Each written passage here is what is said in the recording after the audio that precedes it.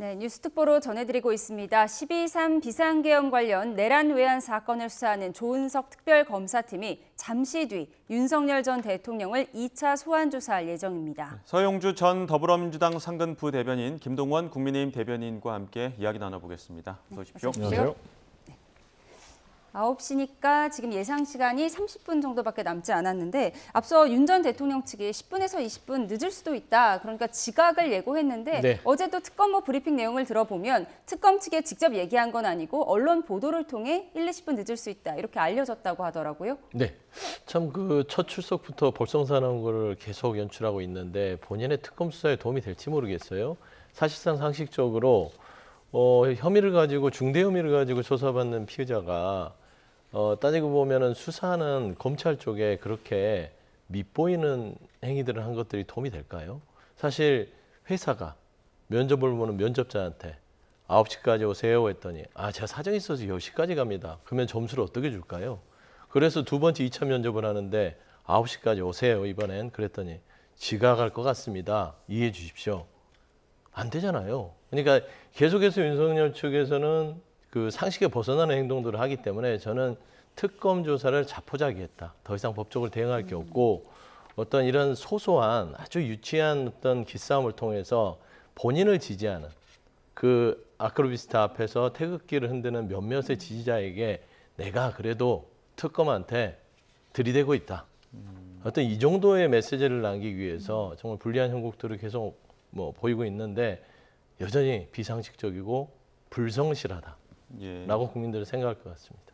1차는 출입 방식이 미정이었고 지금 2차 때는 미세하지만 시간이 조금 미정인 상황입니다. 이렇게 실랑이를 하고 있는 이유, 서 소장님께서는 이제 지지자를 향한 메시지다라고 보셨는데 어떻게 보십니까? 네, 제가 보기에도 정정당당하지 못합니다. 그리고 자꾸 이렇게 피하는 모습, 회피하는 모습이 윤 전 대통령과 변호인단에게 도움이 될까 곰곰이 생각을 해봐도 도움이 되는 것보다 훨씬 더 부정적으로 작용을 할 것이다.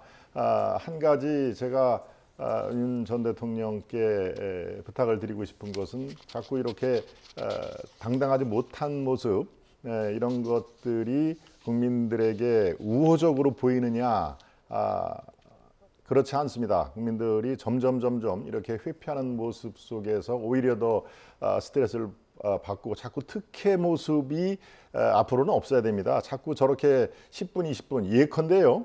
오래전에 병원 약속이 병원에 관련된 진료가 9시에 잡혀 있는데 이게 한 번 늦춰지면은 서너 달 뒤로 간다더라. 이렇게 나름대로 어떤 사유가 있으면은 이거를 특검 측에 밝히면 될 일입니다. 그런데 말씀하셨듯이 특검 측에 이런 그 사유를 얘기를 안 하고 언론 쪽에 사실 흘린 얘기거든요. 글쎄요, 10분, 20분을 늦어가지고 도대체 어디에 쓰려고 하는지 저조차도 설득이 안 되니까요. 저렇게 회피하는 모습, 이거는 당당하지 못한 모습만 자꾸 국민들께 보여주는 모습으로 도리가 아니다. 이렇게 말씀을 우선적으로 드립니다. 예, 1, 20분 시간을 두고 기싸움을 하는 것은 바람직하지 않다라고 양당에서 비판을 하셨는데 지난주에 비공개 출석을 고집을 하면서 혹시 지하주차장 앞에서 기싸움을 하는 것 아니냐 이런 예상도 있었는데 결국 윤 전 대통령 현관으로 들어가긴 했거든요. 네. 오늘은 어떤 모습으로 출석할 것인가, 어떤 얘기를 하고 들어갈 것인가가 좀 궁금한데 어떻게 예상되세요? 일단 현관으로 들어갈 수밖에 없죠.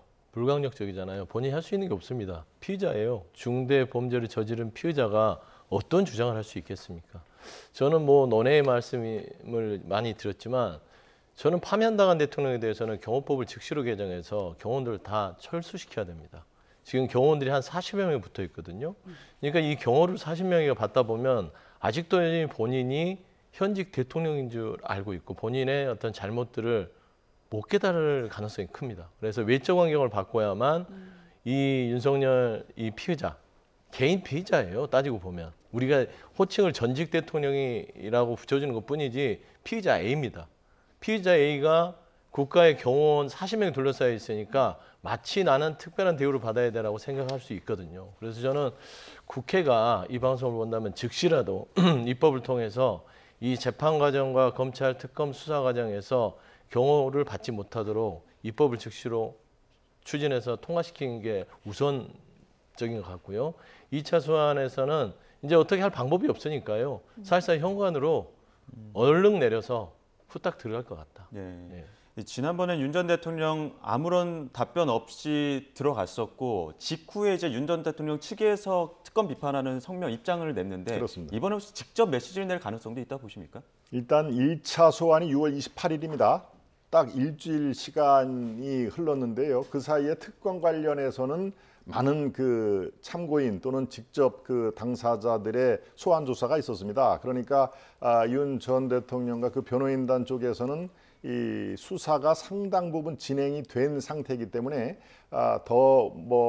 다시 지하 통로로 들어가겠다라고 하는 그런 명분이 있을 리가 없습니다. 그리고 이 상황 자체가 조사가 깊숙이 진행된 것 외에는 변수가 없었기 때문에 이번에도 지지자들에게 어떤 그 뭐 웃음이라든가 예컨대 이런 그 파이팅이라든가 이런 건 할 수가 있어도 기자들의 질문에는 답할 가능성은 별로 없다. 저는 뭐 개인적입니다만은 국민께 사과의 메시지는 필요하다고 1차 조사 때도 얘기를 한 바 있습니다. 이거는 도리죠. 물론 하고 싶은 얘기가 많았고 정정당당하고 억울한 부분이 꽤 있어도 국민들께는 상당한 또 불편을 야기시킨 건 분명하거든요. 그러니까 그거에 한정돼서 국민께 사과의 메시지는 필요했다라는 1차 조사와 마찬가지로 오늘도 필요는 제가 또 다시 강조를 하지만 가능성 면에서는 아마 그냥 들어갈 가능성이 더 훨씬 높은 거 아니냐 저는 그렇게 판단하고 있습니다. 예, 윤 전 대통령 사과 메시지가 나올지 잠시 뒤면 확인해 볼 수 있을 텐데 오늘 몇 시간 정도 조사를 할 것인가 지난주와 견주어 비교를 해본다면 지난주에는 15시간을 머물렀는데 실제 조사한 시간 한 5시간 정도에 불과했다고 하더라고요. 네. 오늘은 어떨까요? 오늘은 좀 더 일찍 출석하니까요. 거기에 플러스 한 50분. 그다음에 진술 거부를 할 어떤 여지가 없으니까 한 3시간 15분. 그러면 대략적으로 지난번에 한 5시간 수사를 받았다면 실질적으로 한 10시간은 좋게 어떤 조사가 이루어지지 않을까.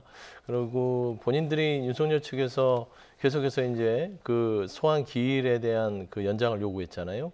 특검이 그 연장을 받아주면서 그 기간 동안 국무위원들을 소환해서 조사했습니다. 여러 가지 진술과 증거들을 확보했을 가능성이 크지 않겠습니까? 그러면 그 증언과 진술, 그다음에 이 증거들을 앞에 제시하면서 결국에는 조사가 이루어질 거기 때문에 저는 1차 소환 조사 때보다는 조금 더 조금 심도 있는 조사와 시간이 아마 이루어지지 않을까. 예. 그렇게 좀 예측이 됩니다. 당시에는 이제 조사 거부한 내용들 때문에 한 3시간 정도는 조사가 안 됐던 상황이었었는데 이번에는 그런 변수는 없다고 보십니까? 네, 1차 때의 어떤 3시간 5분 정도의 그 지연 사유 그 총경이죠. 박찬왕 총경이 이 강제 체포에 해당 당사자이기 때문에 우리가 고발한 사람이다. 그래서 조사를 받는 것은 이건 위법하다라고 얘기를 했는데요. 이 특검에서는 상당히 그거에 대해서는 완고한 입장입니다.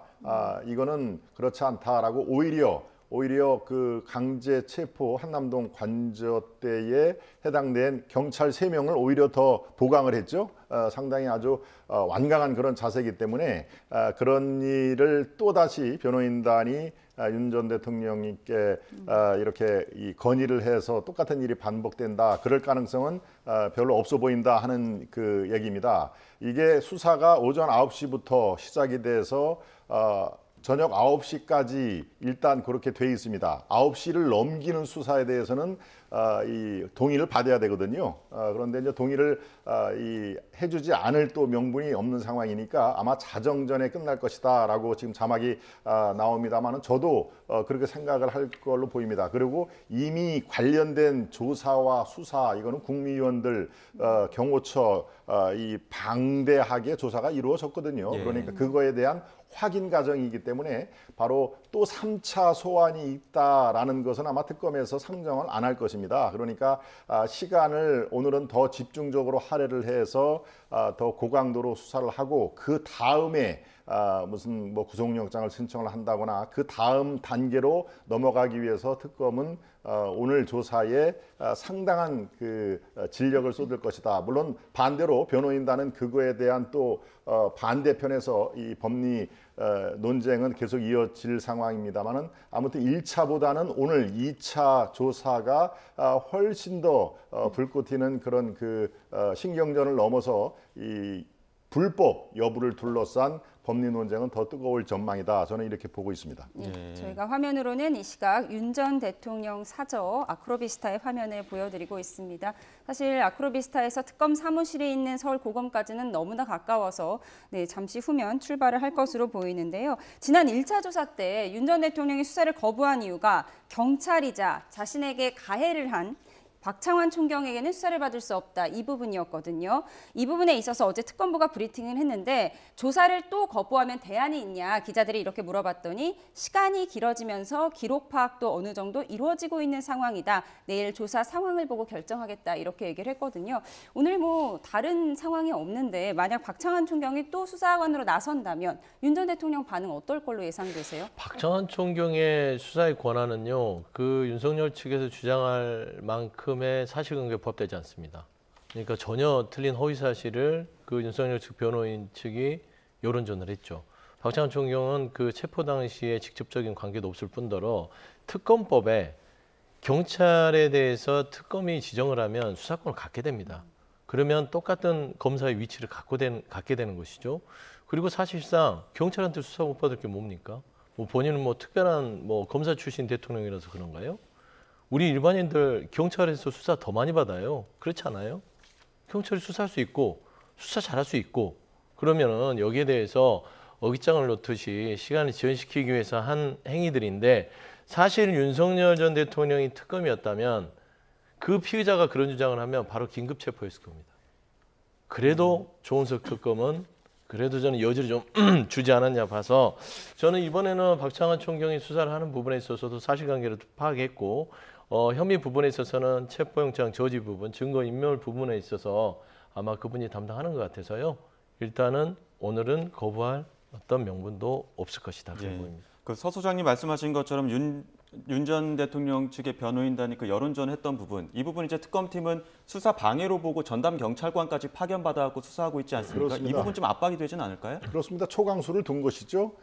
지금 박창환 총경을 그렇게 가해자이기 때문에 이것은 수사 주체가 될 수 없다라고 했는데 그 당시에 일주일 전에 그걸로 3시간이 지연이 됐습니다마는 법조계 쪽에 제가 쭉 파악을 해본 상황인데요. 법조계 취재를 해본 결과 그것을 많은 법조인들이 그는 온당치 못하다는 견해가 더 많았습니다. 그래서 더 이상 변호인단도 더 버티지를 못한 것이죠. 그래서 3시간 만에 복귀를 한 건데요. 바로 지금 저 화면에 조금 전에 나온 것처럼 남들처럼 수사 받으세요라고 하는 저 팻말을 들고 한 시민이 서 있는데 바로 저게 저는 상당히 많은 국민들이 생각을 하는 것 중에 일부가 아닌가 싶은 생각이 듭니다. 전 국민이라고 얘기를 할 상황은 아닙니다. 바로 제가 모두에 말씀드린 것처럼 자꾸 특혜 의식을 국민들께 불러일으키면은 이게 윤 대통령이 나중에 재판까지 가서도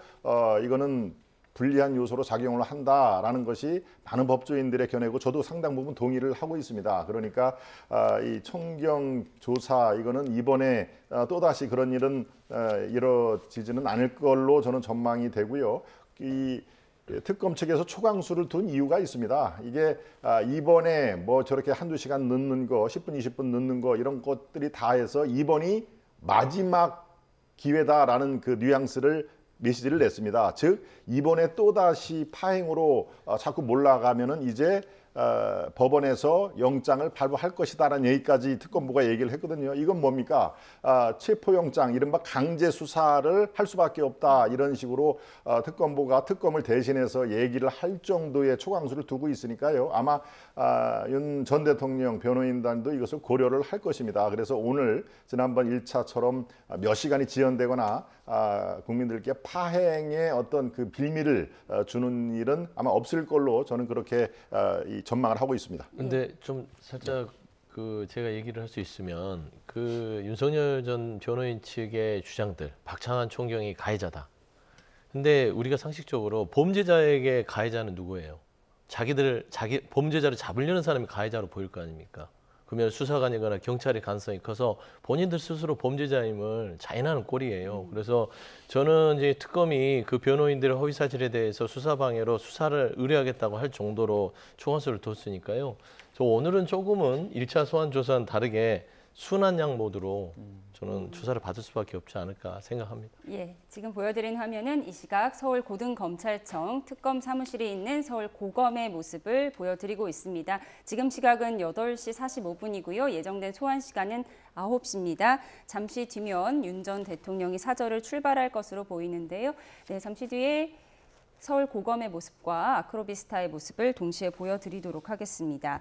지금 이 소환 방식 그리고 수사관이 누구일 것인가, 수사 담당자가 누구일 것인가를 두고 기싸움을 하는 것을 정리를 해봤는데 또 이 부분도 있습니다. 윤 전 대통령 측의 내란 재판에서 특검 이첩이 무효다라는 주장을 펼쳤어요. 네. 자세히 보면 특검은 사건 인계를 요청했는데 특수본은 사건을 이첩했다. 그러니까 요구받지 않은 이첩은 법률상 무효이다. 이런 주장인데요. 좀 정리해 주실까요? 그렇습니다. 이첩과 인계 이른바 수사 관련 용어 차이인데요. 아까 제가 서두에 말씀을 드린 아마 치열한 법리 논쟁이 1차보다 훨씬 더 가열될 것이다 하는 얘기가 바로 이제 여기서도 우리가 짚어줄 수가 있는데요. 인계와 이첩 뭔가 좀 이렇게 넘겨주는 것은 뭐 쉽게 알 수가 있는데 이게 흔히 쓰는 수사 관련 용어는 이첩입니다. 우리가 이제 업무 인수인계할 때 인계가 들어가 있는데요. 그러니까 특검법을 보면은 이게 파악이 아마 될 겁니다. 특검이 이첩을 요청하면은 이첩에 응해야 된다라는 게 특검법에 나오는 것이거든요. 근데 이번에 특검이 용어를 이첩을 안 쓰고 인계를 썼습니다. 그러니까 이건 특검법에 업무 인수인계가 나온 게 아니기 때문에 이게 법에 해당되지 않는다라고 해서 불법 요지가 있다라고 이 용어의 적용에 이제 잘못이 있다라고 얘기를 하는 것이거든요. 이것을 뭐 법리 싸움이라 아주 큰 신경전이라고 볼 수도 있습니다만은 이 용어가 어제 저녁 오늘까지의 쭉 나온 걸 보면은 특검이 이런 얘기를 했습니다. 이거는 인계가 이첩을 포함하는 넓은 광의의 개념이다. 그러니까 이거는 특검법에 적용이 당연히 되는 거다라는 얘기인데요. 이 용어 하나로 이렇게 불법 요인을 할 정도로 이 변호인단이 상당히 이제 그 허점 법리를 지금 아주 찾아서 반격에 나서는 그런 모양새이지만 이 용어 자체가 저도 쭉 파악을 해봤습니다만은 특검법에 이첩이라는 용어가 나왔습니다만은 이게 인수와 이첩은 인수인계와 이첩은 법률적으로 크게 달라지지 않는 게 이게 중론입니다. 그러니까 이쪽 특검의 이 논리, 이게 인수인계, 이게 이첩을 포함한다라는 그것을 더 동의하는 법조인들이 더 상대적으로 많은 것도 제가 파악을 한 것이거든요. 그러니까 이것은 계속 변호인단이 주장할 그럴 이슈는 아니다라고 저는 파악이 됐습니다. 아마 오늘도 이걸 갖고 변호인단이 계속 이슈를 화하고 하는 가능성은 매우 낮아 보인다. 이렇게 정리를 해드릴 수 있겠습니다. 예, 애초에 지금 정해진 시간은 이제 출석 시간이 9시이기 때문에 지금쯤이면 이제 차량이 좀 나올 것으로, 그러니까 정해진 시간대로 나온다고 한다면 지금쯤 나올 것으로 예상이 되고 있는데 아직까지 차량의 모습은 보이지 않고요. 잠시 후에 윤 전 대통령 차량이 관측이 되면 바로 또 전해드리도록 하겠습니다. 지금 말씀하신 것처럼 1차 조사 때 이제 처음 조사였습니다. 특검도 윤 전 대통령 측의 어떤 변호 스타일을 봤을 테고 그 이후에 이첩과 인계를 두고 좀 흔들다거나 아니면 수사 주체를 흔든다거나 이런 것들을 봤기 때문에 이번 수사에도 좀 영향을 미칠 것 같은데 어떻습니까? 일단은 본인들이 주장하는 바가 법률적으로 타당하다면 영향을 주겠으나 그냥 해괴망측한 주장입니다. 비지성적이고요. 사실 윤석열 측 변호인단은요. 변호사 자격증 반납해야 됩니다. 인계와 이첩에 대해서 이런 식으로 무효 주장을 한다는 것은 법률을 완전히 파괴하는 행위거든요. 지성적이지도 않고 변호사 업을 하거나 검찰에서 업무를 했던 사람은 인계와 이첩은 한 이야기다. 예. 인계는 요청하는 거잖아요. 주세요. 그러면 다른 기관으로 줄 땐 이첩. 검찰 내에서 서로 사건을 인계할 때는 이송. 이게 인계 안에 다 포함된 겁니다. 이런 말도 안 되는 주장들을 왜 하겠냐. 그러니까 법률적으로 대응할 게 없는 거예요. 사실 인계 이첩을 가지고 논란을 만드는 건 지지층에게 이 재판과 수사는 무효다. 그리고 지지층 유튜브들에게 이걸 구전해서 넓혀라. 소재로 쓰는 거예요. 당장 아마 유튜브에 나올걸요. 우리 윤석열 전 대통령이 임기 이첩의 이런 그 불법 속에서 불합리한 재판과 수사를 받고 있다. 이거밖에 없어요. 그래서 저는 지금 현재 윤석열 대통령 전 대통령과 이 변호인 측은요, 법률적으로 대응할 수 있는 게 하나도 없다. 그렇기 때문에 계속해서 국민들이 보기에도 납득할 수 없는 비상식적인 행위들을 하고 있다라고 판단하는 게 맞지, 이게 마치 어떤 대단한 어떤 이슈 마냥 얘기할 필요는 없다. 그래 말씀드립니다. 예, 지금 이 시각 특검의 서울 입장이- 모습 보여드리고 있었고요. 예, 말씀하시죠. 예, 잠시 제가 부원 설명을 해드리면 특검의 입장에서는 답답할 게 없는 게요. 특검법에 이첩이라는 용어가 나오고 인계라는 용어가 안 나와서 지금 변호인단이 일단 한번 이 반론을 제기를 한 건데요. 그러면은 특검 입장에서는 용어 갖고 그러면은 좋다. 우리가 인계를 요청한 것을 취소한다. 그리고 바로 이첩을 해달라고 다시 서류 문서를 작성하겠다라고 하면은 문제가 없거든요. 그러니까 특검 입장에서는 답답할 게 없는 그런 상황입니다. 그러니까 이 용어가 말씀드린 대로 특검법을 물론 찾아서 이게 인계란 말이 안 나왔기 때문에 이제 법리의 어떤 다툼, 이것을 하나를 이슈를 삼은 건데요. 이게 특검 입장에서는 바로 다른 대안이 있기 때문에 더 이상 논란이 확산될 여지는 없다, 이렇게 말씀드릴 수가 있는 것입니다. 예, 인계와 이첩 더 이상 논란이 확산될 여지는 없다라고 정리를 해주셨습니다. 사실 내란 우두머리 혐의는 이미 재판이 진행 중인 거고 지금 특검의 수사에서 큰 비중을 차지하는 것이 체포 저지 혐의 아니겠습니까? 이 과정에서 경호처를 조사를 했는데 박종준 전 경호처장과 김성훈 전 경호처 차장을 불러서 조사를 했습니다. 네, 박종준 전 경호처장은 많은 분들이 기억하시겠지만 지난 1월에 이례적으로 영상 메시지를 내서 체포영장 집행에 대통령 경호처가 협조하는 건 대통령 경호를 포기하는 것이다 라고 하면서 윤 전 대통령 호위무사를 자처하다가 돌연 사의를 표명하고 그리고 경찰 수사에 협조를 했거든요. 그럼 어느 부분에 집중해서 수사를 하고 있을까요? 일단은 비어폰 삭제 부분과 경호처에 대한 그 사적 운용 이런 부분들까지 조사가 이루어질 가능성이 크죠. 그러니까 체포 저지라는 것은 경호처가 그 업무 외의 지시를 받고 움직였는지에 대한 것이고, 증거인멸의 부분들은 그 비아폰들이 경호처를 중심으로 이게 배포가 됐고 관리가 됐기 때문에 저는 서버부터 비아폰 여러 가지들을 이 계엄 선포 이후에 어떤 지시로 없애려고 했느냐, 상당히 꽤 큰 비중을 차지하는 범죄 혐의고요. 내란 우두머리 혐의 자체는 한번 구속 취소가 된 상황이기 때문에 재차 구속영장을 청구하기가 쉽지 않습니다. 그건 법원이 판단해야 될 부분이고요. 그러면 체포 저지와 증거인멸에 대해서 비아폰 삭제와 서버 지시가 직접적으로 윤석열 전 대통령에게 있었다고 하면 이거는 영장 청구가 가능한 부분이다 라는 점에서 저는 이 부분을 박종준 당시 경호처장이 가장 잘 알지 않겠습니까? 그래서 저는 처음에 이제 거의 양심선언식의 경찰 추도에 말하자면 옷을 벗고 나서 지금 사라져 있었지만 이번에 특검에 다시 출석을 했어요. 그러면 사실대로 진술했을 가능성이 높죠. 그러면 오늘 조사는 박종준 경호처장의 진술과 증거를 토대로 이루어지기 때문에 아마 굉장히 다른 어떤 변명이 통하지 않을 가능성이 크지 않을까 그래 예, 봅니다. 당장 오늘 새벽까지 고강도 조사가 있었기 때문에 바로 이후에 이어질 조사도 관심을 모으고 있는 건데, 그 윤 전 대통령이 김 전 차장에게 총을 쏠 수 없느냐 이런 물었다는 진술도 나오지 않았습니까? 네. 이와 관련해서도 오늘 조사에서 좀 다뤄질까요? 그렇죠. 예.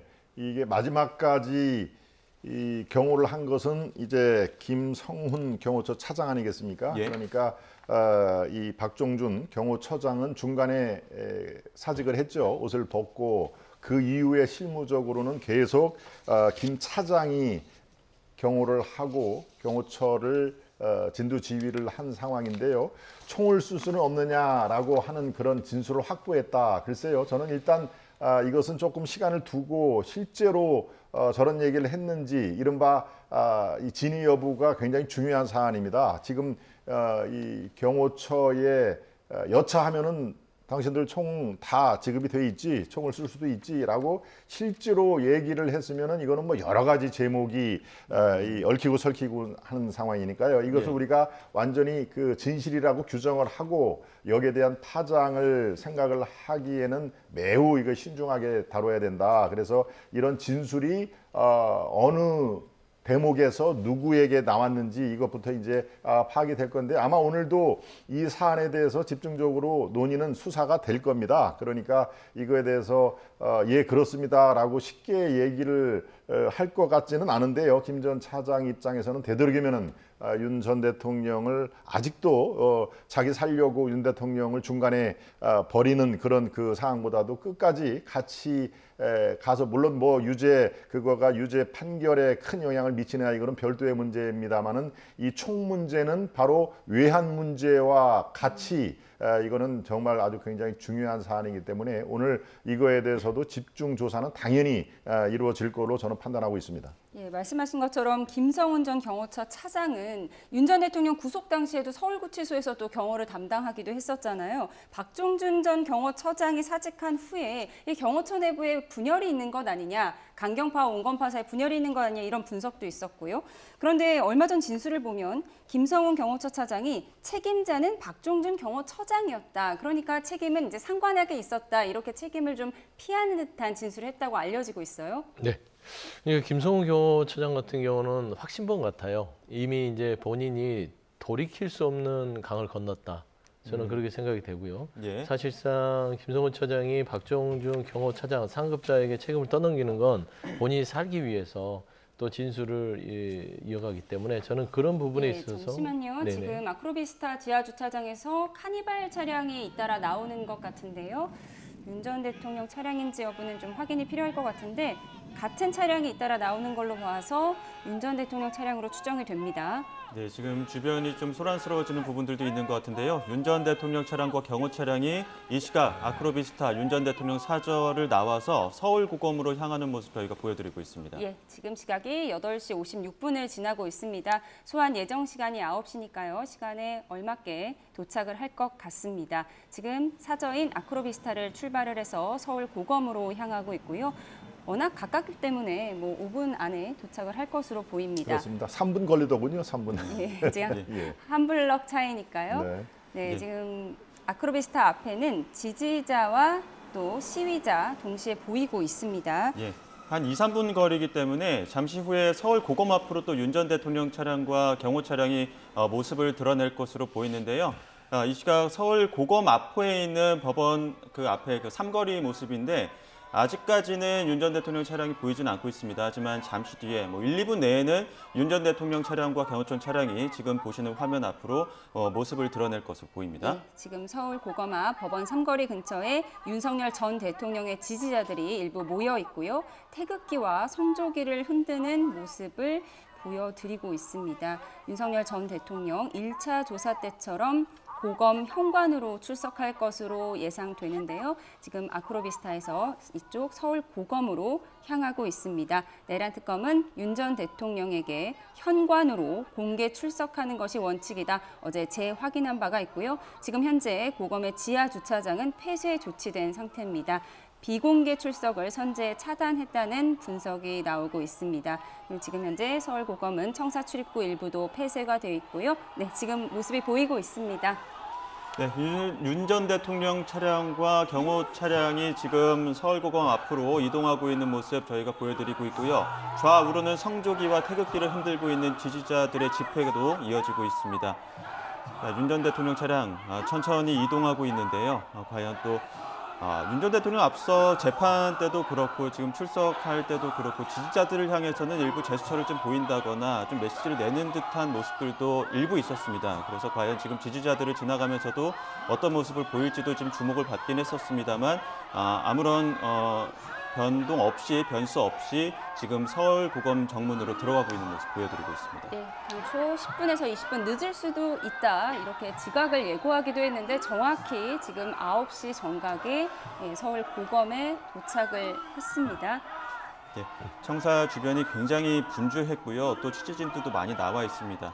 경호처 직원들을 포함해서 지금 윤 전 대통령 차량이 서울고검 정문 앞으로 들어갔습니다. 지하 주차장은 저희가 앞서 취재진 통해서 들려드린 것처럼 문을 지금 폐쇄한 상황이고 1차 소환 조사 때와 마찬가지로 지하 주차장은 이용하지 못하고 지금 정문 앞으로 해서 서울고검으로 바로 청사로 들어갈 것으로 보이고요. 지금 서울고검 정문 청사로 들어가기 위해서 차량이 이동하고 있습니다. 예, 특검에 출석하면서 입장을 표명할지 여부에 관심이 쏠리고 있는데요. 지금 차량이 정문 쪽으로 이동을 하고 있습니다. 아시는 것처럼 1차 출석 당시에는 취재진 질문에 묵묵부답이었고요. 네, 지금 윤 전 대통령이 탑승한 차량이 이동하고 있습니다. 예. 네, 차량이 2대인데 지금 앞서 지나간 차량과 뒤에 지금 지나간 차량들이 있습니다. 지난 1차 소환 조사 때도 그렇지만 1차 앞서 선두에 섰던 차량에서는 이제 변호인단이나 경호 인력들이 내려서 윤 전 대통령이 이제 들어오는 것을 이제 배웅하는, 마중하는 그런 모습들이 있었는데 지금 1차 소환 때와 마찬가지로 일단 선두 차량들이 먼저 서울고검 정문 앞으로 이동을 했고요. 지금 보시는 화면처럼 이제 윤 전 대통령 차량이 바로 이동을 하고 있는 것으로 보이는데요. 예, 자, 지금 보시죠. 지하 주차장은 폐쇄 조치된 만큼 현관으로 공개 출석을 할 것으로 보입니다. 지금 취재진들도 대기를 하고 있는 상황이고요. 네, 잠시 후에 차량에서 내릴 것으로 보입니다. 네, 윤 전 대통령의 차량입니다. 잠시 후에 차량에서 하차할 것으로 보이는데요. 화면 계속 보시죠. 네, 지금 경호 인력들이 내렸고요. 윤 전 대통령의 모습이 보이고 있습니다.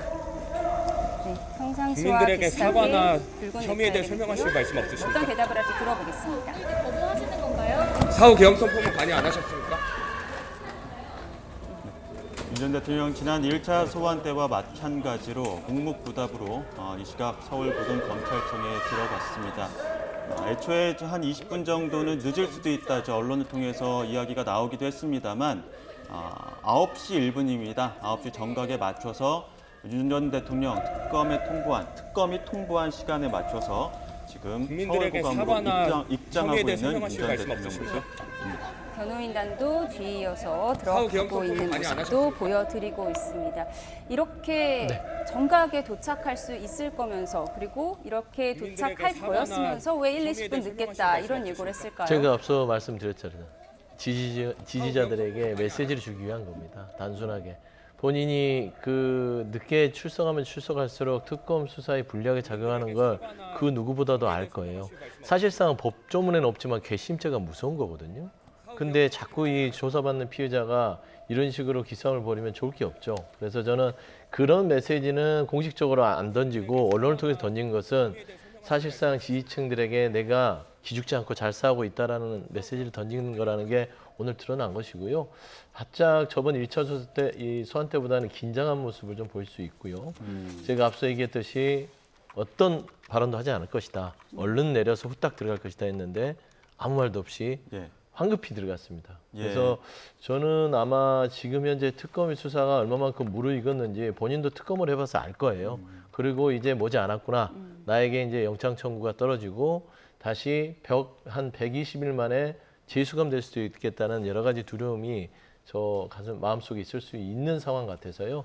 오늘 소환 출석을 그래도 정시했으니 어떻게 성실하게 조사에 임하는지 지켜보면 될 것 같습니다. 예, 김 대변인께서는 앞서 오늘은 좀 사과 메시지가 있었으면 하는 바람도 전해주시긴 했습니다만 아무런 메시지 없이 들어갔거든요. 그렇습니다. 제 대국민 메시지가 필요하다고 저는 판단이 되고 그게 바람직하지만 오늘도 그냥 들어갈 것이다라고 제가 얘기를 했죠. 예. 아마 지금 얼굴 표정이라든가 이런 게 1차 때보다 상당히 좀 이렇게 더 입을 꼭 다물고 하는 모습이 더 뭡니까 아주 상당한 그 스트레스를 받고 있는 모습을 저는 읽히는데요. 아마 몇 가지 우리 앵커께서 얘기하는 그 오늘 조사 어떤 식으로 받을지 한 서너 가지 포인트 얘기가 오늘은 그대로 아마 전개가 될 걸로 지금 보입니다.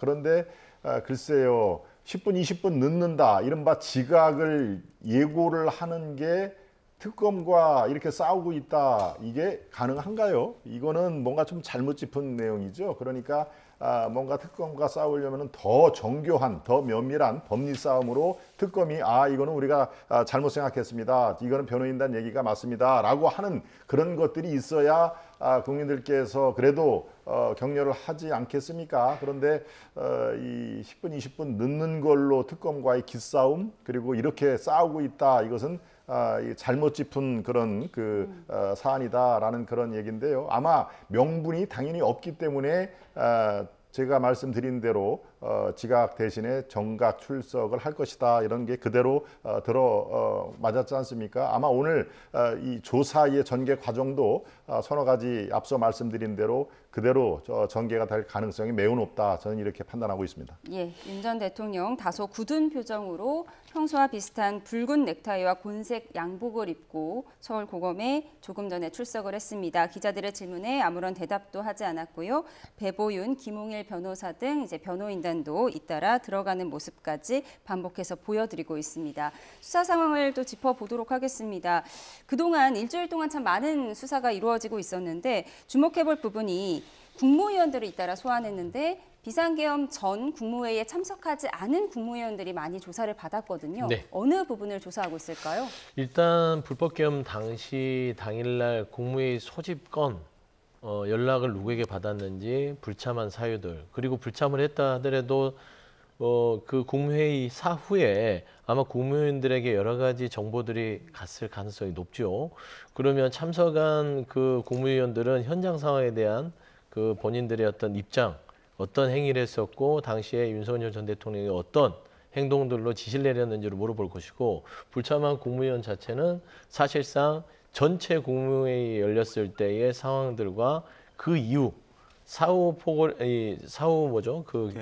계엄 선포문에 대한 부분들에 대해서 인지를 하고 있었는지 저는 국무위원들의 진술만 종합하더라도요 윤석열 전 대통령의 계엄의 불법성이 적나라하게 드러날 가능성이 크고요. 지금 현재 저희가 한덕수 전 총리나 이상민 장관, 최상목 경제부총리의 지난 헌재에서의 진술과 경찰, 검찰에서의 조사의 증언들이 CCTV와 여러 가지 물증으로서 전혀 사실과 다르다는 게 밝혀지고 있잖아요. 저는 그런 부분에서 저는 국무위원들을 전방위적으로 특검이 조사를 해서 아마 그 진술과 증언들을 오늘 윤석열 전 대통령의 조사에 활용할 가능성이 크다. 예. 그래서 국무위원들을 불러서 조사한 것 같다. 그래 보입니다. 국무위원뿐만 아니라 그 국무회의를 소집했던 관련자들, 강희구 전 대통령실 부속실장이나 김주현 민정수석도 조사하지 않았습니까? 네. 오늘 조사도 이런 쪽으로 굉장히 좀 중점적으로 보게 될까요? 그렇습니다. 저는 이게 큰 부분으로 생각을 하는데요. 이른바 계엄 선포문의 사후 부서는 이제 사인을 얘기를 하는 거죠. 쉽게 얘기하면은 김주현 민정수석이 전화를 겁니다. 강희구 부속실장에게 이거 문건이 필요한 상황이다라는 얘기입니다. 우리가 12월 3일 밤 10시 15분경에 이제 비상계엄이 시작이 되고 바로 이튿날 12월 4일 새벽에 종결이 됐는데 바로 문서 작성은 그 다음 날입니다. 12월 5일 날 이런 그 민정수석이 부속실장에게 문서가 필요하다. 그래서 계엄 선포문이 12월 5일 날 작성이 되고요. 여기에 윤석열 전 대통령이 결재한 시점이 또 이틀 뒤입니다. 12월 7일 날 문서에 사인이 되는데 윤 전 대통령은 재판할 때도 그 얘기를 했죠. 이게 결재가 꼭 사후 결재가 이게 불법이 아니다. 사전에 할 수도 있고 필요한 경우에는 사후 결재 그렇기 때문에 이거 위법성이 아니다라고 강제를 얘기했는데 한덕수 전 총리는 그렇게 보지를 않았던 것으로 파악이 됩니다. 부서를 했지만 이거 문제가 될 것 같다라고 며칠 뒤늦게 사안의 심각성을 파악을 한 걸로 보입니다. 그래서 어떻게 조치를 취했나요?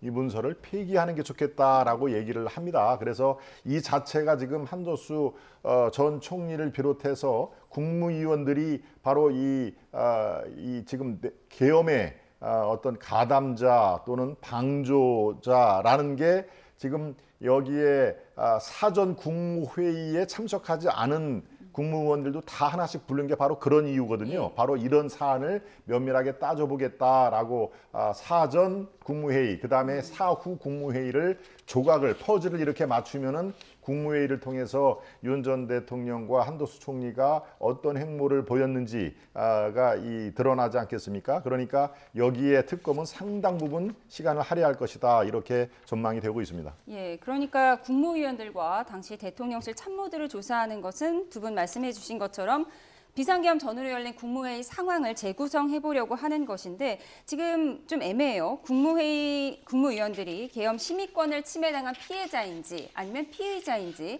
이거를 구분하는 기준은 권한은 있는데 행사를 못했다면 피해자가 될 수도 있고 의무를 이행하지 않았다면 피의자가 될 수도 있는 것 아니겠습니까? 이 부분을 좀 정리해 주시죠.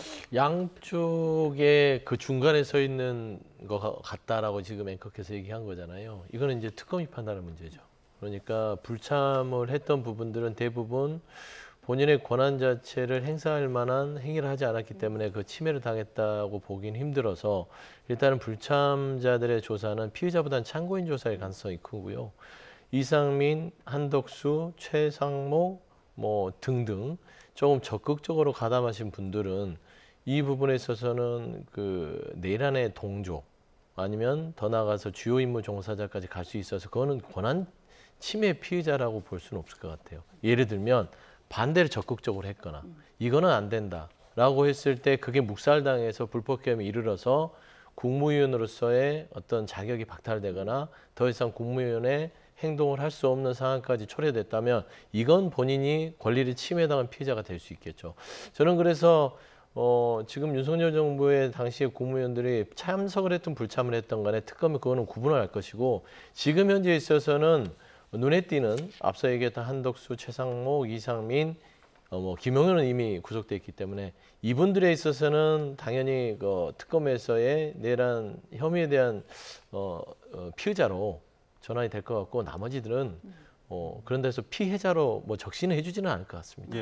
네. 그러니까 국무위원들 중에 이제 부른 사람들이 어떻게 행동을 했느냐 이 부분도 보겠지만 그 안 부른 사람들, 그렇죠. 그 안 부른 국무위원들에게는 어떻게 보면은 그 계엄 관련된 심의 의결권 행사를 방해한 혐의가 그 적용할 수 있는 거 아니냐? 그렇습니다. 이런 부분 좀 특검도 보는 것 같아요. 예, 그것을 아까 말씀드린 대로 사전에 국무회의에 누구는 부르고 누구는 안 불렀단 말이죠. 지금 뭐 송미령 장관 이번에 유임이 됐습니다만 그분이 유임된 배경도 아무리 봐도 사전에 가담한 그런 거는 없다라고 어제 이 김민석 총리도 농민단체에 가서 그 얘기를 했더군요. 그러니까 이 사전에 누구는 부르고 누구는 안 부르고 하는 것이 어떤 기준이었는지 또 사후에 어떤 태도를 보였는지 한덕수 총리 같은 경우에는 이 연관이 없는 상태로 알았더니만 무슨 CCTV에 보니까 아니더라라는 게 밝혀져서 지금 새로운 국면으로 가고 있는데요. 이런 것들을 특검은 이 권한이 있기 때문에 말씀드린 대로 퍼즐을 쭉 맞추면은 이게 하나의 완성체가 될 겁니다. 이게 예. 이제 시간 부족으로 어느 정도까지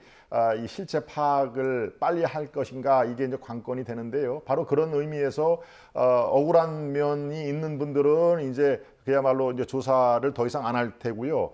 이거 봐라, 이거 애매한데 가담을 한 분이 있다 그럴 경우는 한 차례 더 부를 수도 있는 그 사안이지 않습니까? 그러니까 국무위원들도 지금 이 돌아가면서 모두 조사를 하겠다라는 게 바로 그것을 한 점의 의혹을 남기지 않겠다라고 하는 의지의 표명인데요.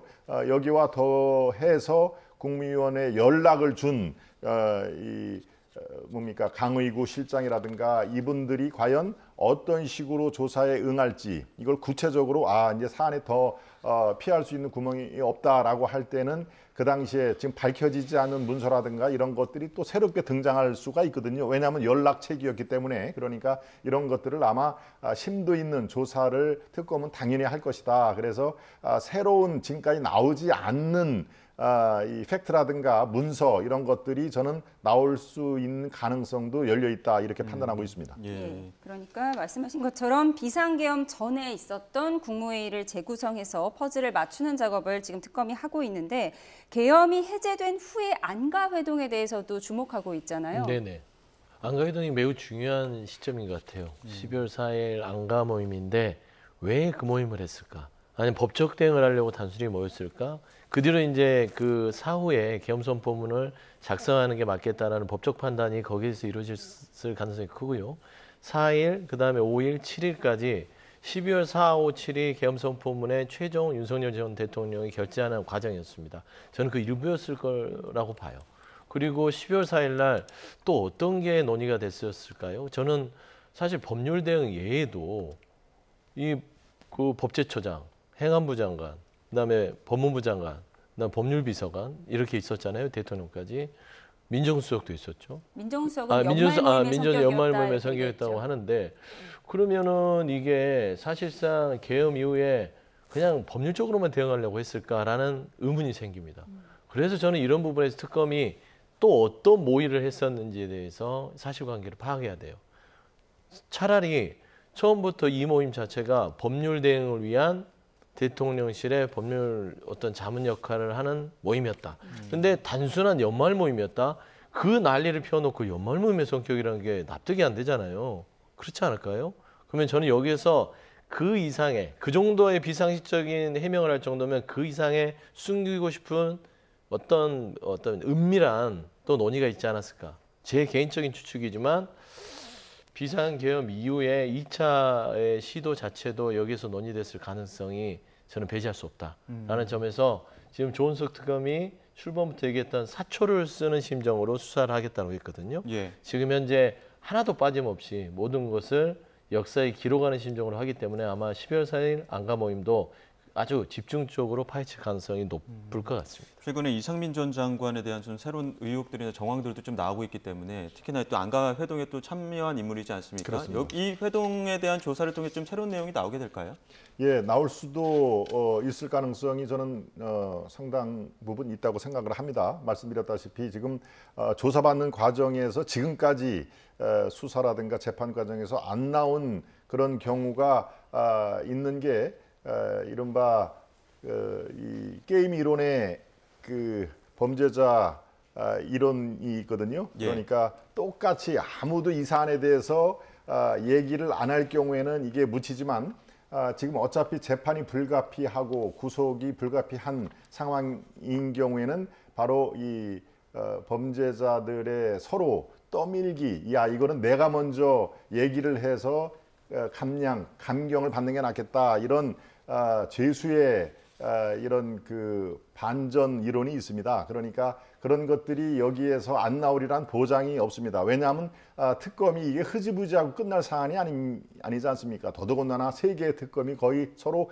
경쟁적으로 가기 때문에 사안이 너무 멀리 왔다. 그래서 이 죄수의 반전 이론 이런 것들이 있기 때문에 새로운 팩트라든가 문서는 나올 가능성이 저는 있다고 보기 때문에요. 지금 말씀하신 그런 것도 충분히 예상이 가능합니다. 그리고 안가에 해당 같은 경우는 정말 민정수석이 이거는 연말 모임이었다라고 하는 그 자체가 벌써 이게 많은 분들이 이게 뭐가 있구나 오히려 반대로 해석하는 그런 상황이 돼버렸거든요. 그리고 거기에 이 참석 인원 자체가 다 사후 법률 관련된 대책이 있었구나라는 것을 누구나 다 유추를 할 수가 있지 않습니까? 박성재 법무부 장관, 이완균 전 법제처장, 행정안전부 장관, 민정수석 바로 그렇습니다. 그러니까 처음에 그냥 뜨거워 하면서 나온 얘기 자체가 오히려 더 자충수가 되는 그런 경우가 있습니다. 이게 지금 계엄 선포문의 사후 서명이 유법이 아닌지, 그리고 폐기 문제 이것도 이거 어떻게 해야 되는지라고 당연히 논의를 했을 걸로 많은 국민들은 의혹을 눈치를 보고 있거든요. 이것을 연말 모임이라고 퉁치고 시작부터가 상당히 자충수로 작용을 했다. 아마 이 특검에서는 이런 것들을 왜 이런 얘기가 나왔는지부터 시작을 하면요. 여기에서 안가회동에서 어떤 얘기가 나왔는지가 자동적으로 도출이 될 겁니다. 그러니까 그런 의미에서 상당 부분 지금 코너에 몰릴 수밖에 없는 안가 이 참석자들뿐만이 아니라 마찬가지로 국무회의에서 사후에 사인을 하고 그것을 폐기하는 처분에서는 많은 장관들이 상당한 그 피의 혐의를 벗을 수는 어렵겠다, 이런 그 논리가 충분히 가능하다고 봅니다. 근데 그 이상민 전 행안부 장관 집에서 경찰 압수수색 과정에서 나왔다는 현금 다발, 예. 언론 보도엔 35억으로 알려져 있죠. 그것도 에르땡땡 명품백 한 8, 9개 현금들이 들어가서 그게 정말 세부진 않았으나 그 정도 규모가 된 것 같다. 저는 그걸 보면서 얼마나 윤석열 정부가 이 현금의 뭐 추천은 모르겠으나 부패했는지 부패했을 가능성이 높다. 그다음에 이상민 전 행안부 장관 같은 경우는 이태원 참사가 있음에도 불구하고 경질시키지 않고 끝까지 가겠다고 했던 그런 실세입니다. 그러면 그 실세가 어떤 일을 했을까는 유추할 수 있는데 저는 퇴임사가 생각났어요. 이상민 전 장관의 모든 순간이 행복했다. 이태원 참사 유가족들이 들으면 저 사람 제정신이야? 라고 할 그런 퇴임사였는데 알고 보니 행복했을 만합니다. 집에 35억 정도 현금이 있으면. 그 돈다발이 발견된 건 이제 압수수색 과정에서 나왔는데 당시에 경찰은 내란과는 관련이 없다고 판단해서 이제 놓고 나왔다는 거죠. 근데 이 부분이 지금 왜 다시 조명이 되는 거죠? 일단 그 35억의 출처 자체가 뭔가 권력형 비리 쪽으로 있는 것이고 사실 압수수색에 적시된 것들이 내란에 있는 부분의 것만 압수수색을 할 수 있어서 이 부분은 사실 아마 체증을 했을 거예요. 현장을 지배하는 권한이 있기 때문에 체증을 했고 경찰 관계자들이 복수로 얘기를 했다면 이거는 사실인 것 같은데 저는 사실상 일반인들도 집에 현금 35억이 있기 쉽지 않은데 저는 그 권력 핵심 실세 집에 그래 현금이 명품백에 담겨져 있다는 사실은 전직 장관으로서 명백하게 발표해야 될 부분이고 이 부분은 반드시 조사를 이루어야 될 사항이다. 정확한 액수에 관련해서는 지금 이제 보도가 나오는 네, 상황이고 보도에 따르면 짧게 그렇습니다. 반론을 드리자면은 지금 35억 말씀을 반복해서 말씀하시는데 이거는 지금 밝혀진 사실이 아닙니다. 팩트는 아니고요. 그런 시중에 얘기가 돌고 있다 정도로만 시청자 여러분께서 아시면 되고요. 물론 이제 경찰 쪽에서 흘러나오는 얘기는